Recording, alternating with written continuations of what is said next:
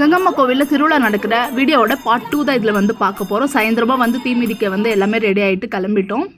4 மணிக்கெல்லாம் அங்கே வர சொல்லியிருந்தாங்களோ. நான் வந்து இங்கேருந்து கிளம்புனதே வந்து 6 மணி. ஸோ வந்து எல்லாருமே மெரிச்சிட்டு இருப்பாங்க அப்படின்னு நினச்சிட்டு போனேன். ஆனால் கொஞ்சம் பேர் இருந்தாங்க அப்போ கூட. சரி இருக்கிறவங்களையாவது பிடிக்கலாம் அப்படின்ட்டு நான் வந்து பிடிக்க போனேன். உள்ளே கரெக்டாக போகிறேன். அம்மா கரெக்டாக வந்து அம்மா தான் ஃபஸ்ட்டு வராங்க.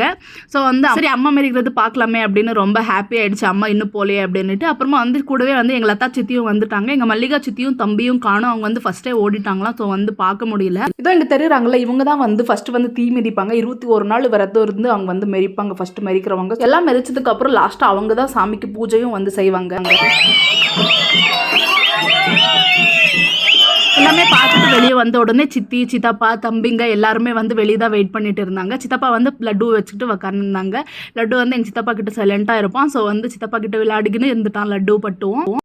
இங்கே அக்கா தங்கச்சிங்கெல்லாம் உப்பு ஜாடி அது இதுன்னு வந்து பர்ச்சேஸ் பண்ணிட்டு இருந்தாங்க பேரம் பேசி.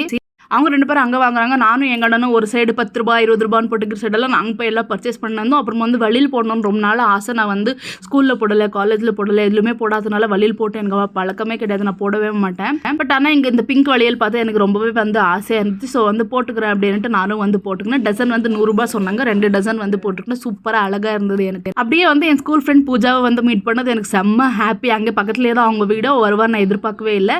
செம்ம சர்ப்ரைஸாக வந்து அவ கூட அப்படியே கூட வரும்போது என் பெஸ்ட் ஃப்ரெண்ட் வந்து ஸ்கூல் ஃப்ரெண்ட் வந்து அருண்னு அவனோட பாப்பாவோட நின்றுட்டு இருந்தால் பார்க்கவே ரொம்ப ஹாப்பியாக இருந்தது. இவங்க 2 பேரும் என்னோட ஸ்கூல் காலேஜ் எல்லாமே வந்து கூட தான் படித்தாங்க. டிகிரி மட்டும் நான் வந்து விமென்ஸ் காலேஜில் படித்தேன். பூஜா அதில் கூட தான் படித்தேன். பட் அருண் வந்து சேர முடியாது, ஏன்னா உமன்ஸ் காலேஜ் அது. ஸோ வந்து பியூ வரைக்குமே ஒன்றா தான் படித்தோம் அருண் கூட. அப்புறம் பூஜா வந்து டிகிரி கூட ஒன்றா தான் படித்தோம். செம்மையாக மெமோரபிளாக இருக்கும் அவங்க 2 பேர் கூடயும்.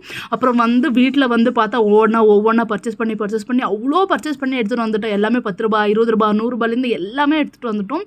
அப்புறம் வந்து ஒரு குட்டி மாடு வந்து வாங்கிட்டு வந்து அந்த லட்டு விட நாங்கள் தான் அதிகமாக ஆடினு. எங்கள் அண்ணன் தான் அதில் எப்படி ஆடினுங்கிறான் பாருங்க, குட்டி குழந்தையாட்டும். மாடு அப்படி காலில் வதிக்கூடாதுன்னா சரி கையில் அடிக்கிறேன் அப்படின்ட்டு கையில் அடிக்கிறான் மாடை.